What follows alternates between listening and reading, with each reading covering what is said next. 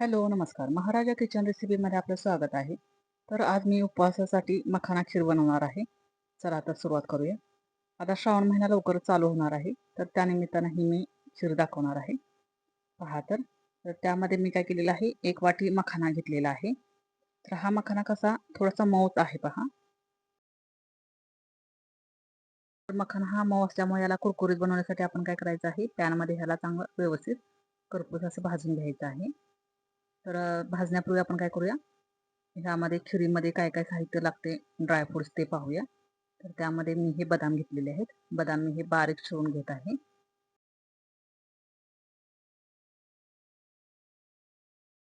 तसेच काजू देखील काय करायचं आहे, बारीक चिरून घ्यायचे आहेत.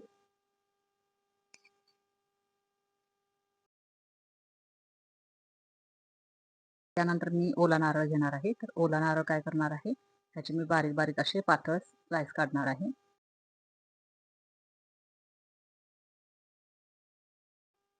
हे पहा, मी असे ह्याचे पातळ पातळ असे स्लाइस काढलेत.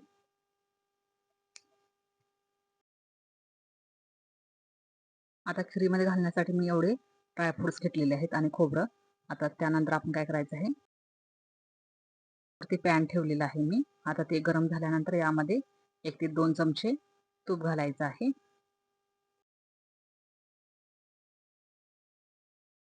आता हे पहा, तूप गरम झालेलं आहे. आता तूप गरम झाल्यानंतर यामध्ये आपण काय करायचे आहेत, मखाने घालायचे आहेत.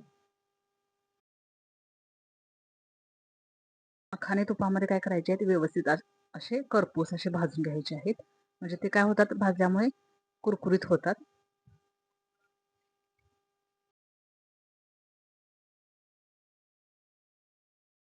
हे पहा, मखाने भाजल्यानंतर काय होतात, कुरकुरीत होतात. तर आता हे आपण काढून घ्यायचे आहेत. आता त्यानंतर हे काढल्यानंतर आपण काय करायचं आहे, काय करायचं आहे, याच गरम पॅनमध्ये आता काय करायचं आहे, आपण ओलं खोबरं, त्यानंतर बदाम, काजू हे सर्व ड्रायफ्रुट्स काय करायचे आहेत, तुपामध्ये व्यवस्थित परतवून घ्यायचे आहेत.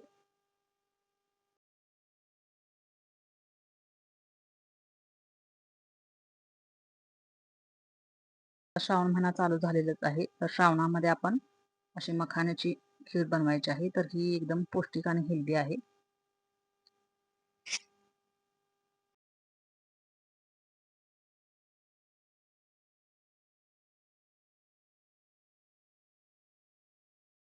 डिलिव्हरीच्या काळात बायकांची शरीराची झीज झालेली असते. तर ती शरीराची झीज भरून काढण्यासाठी अशी मखाण्याची खीर पूर्वी केली जायची. तर डिलिव्हरीनंतर शक्यतो सर्रास बायका ही मखाण्याची खीर करून खातात. तर ती त्यामुळे काय होतं, शरीराला कॅल्शियम भेटते, कॅल्शियम आयर्न भेटते. त्यानंतर यामध्ये मी 1 वाटी दूध घातलेले आहे आणि 1 वाटी दुधानंतर यामध्ये जी मी मखाने भाजून घेतलेले आहेत ना, तर त्यातील मी निम्मे मखाने यामध्ये घातलेले आहेत आणि उरलेले मखाने काय करणार आहे, मी मिक्सरला बारीक करून घालणार आहे किंवा ते कुटून घातला तरीही चालेल. तर आता हे पहा, मी मिक्सरला बारीक करून घालते. हे पहा, तर थोडेसे जाडे भरडे ठेवायचे आहेत, पूर्ण बारीक नाही करायचे.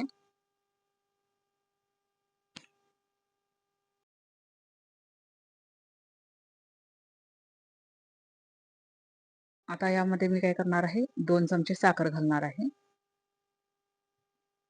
तुम्हाला जर गोड जास्तीचा हवा असेल तर जास्तीची साखर घातली तरीही चालेल. आता यानंतर मी कुटलेली वेलची घालणार आहे. तर वेलचीचे 1 ते 2 वेलची घेतलेली आहेत मी. तर ह्या कुटून घातलेल्या आहेत. पहा तर. आता ह्याला आपण काय करायचं आहे, 5 मिनिटं उकळी येऊ द्यायची आहे.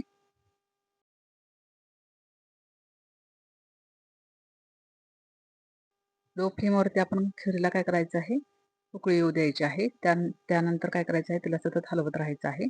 त्यामुळे काय होतं, खीरीला थोडासा दाटसरपणा येतो.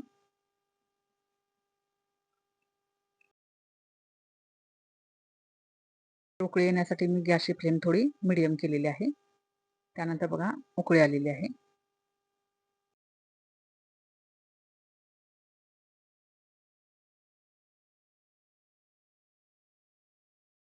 उकळी आल्यानंतर खीरीला सतत आपण हलवायचं आहे. तर त्यामुळे काय होतं, खीरीला दाटसरपणा येतो. हे पहा, आपली खीर आता तयार झालेली आहे.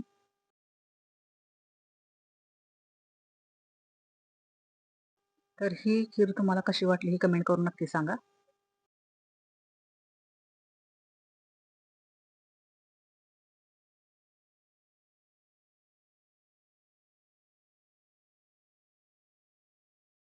तर हे पहा आपली आता खीर तयार झालेली आहे.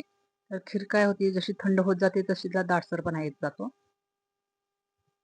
हे पहा दाटसरपणा कसा खिरीला आलेला आहे. आता यानंतर आपण या खिरीला काय करायचं आहे, सर्व करायचं आहे.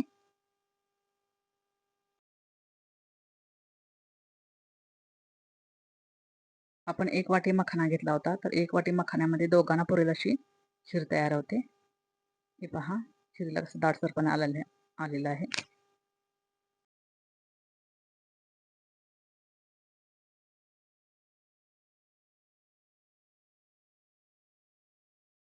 गरमागरम मखाना खीर कशी तयार झालेली आहे पहा.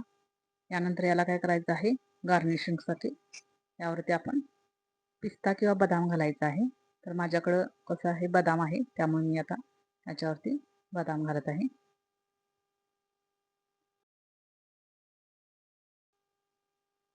आजची रेसिपी आपल्यास आवडल्यास लाईक करा, शेअर करा, सबस्क्राईब करा. बाजूलाच असलेले बेल आयकॉनचं बटन क्लिक करा, जेणेकरून माझ्या येणाऱ्या सर्व रेसिपी आपल्याला पाहायला भेटतील. Thank you.